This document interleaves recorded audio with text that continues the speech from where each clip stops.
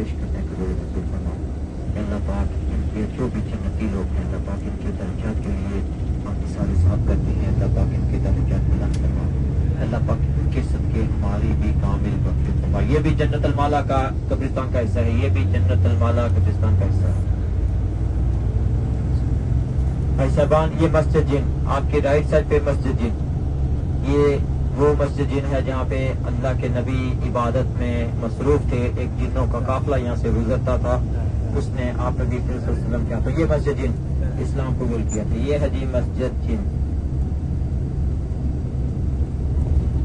یہ مسجد جن یہ بڑی یہ چھوٹی یہ بڑی یہ چھوٹی مسجد ابا شریف. آپ کی لیفٹ سائڈ پہ مسجد شجر رائٹ سائڈ پہ مسجد فتح. یہ بالکل چھوٹی سی مسجدیں ہیں.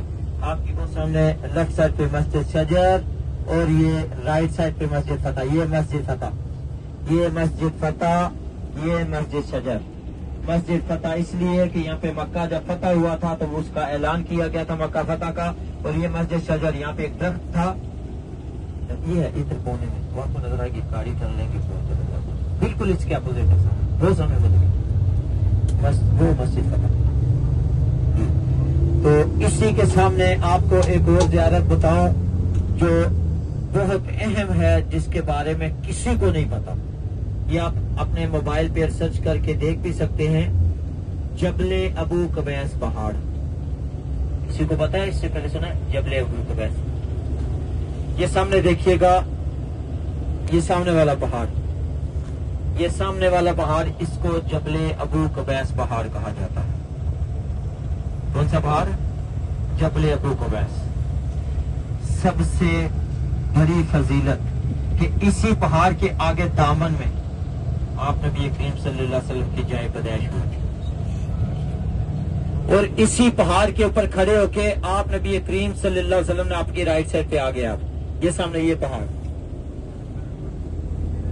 پہاڑ ہے بھائی صاحبان. اور اسی پہاڑ پہ کھڑے ہو کر آپ نبی کریم صلی اللہ علیہ وسلم نے چاند کے 2 ٹکڑے کیے. اور اسی پہاڑ پر اللہ پاک نے حجر اسود کو اتارا تھا. کس کو؟ حجر اسود کو اسی پہاڑ پہ اتارا گیا تھا. جب اس پہاڑ پہ حجر اسود کو اتارا گیا اس وقت حجر اسود کی روشنی اس کا نور اتنا تھا کہ جہاں جہاں تک اس کا نور اور روشنی کے وہاں تک حرم کی حدود کو مقرر کر دیا. آج تو ہمارے گناہ چوس چوس کے سیاہ ہو گئے نا. تھوڑے گناہ لے کے آتے ہیں ہم. بھائی صاحبان اس وقت حجر اسود کی روشنی اور اس کے نور کی وجہ سے جتنا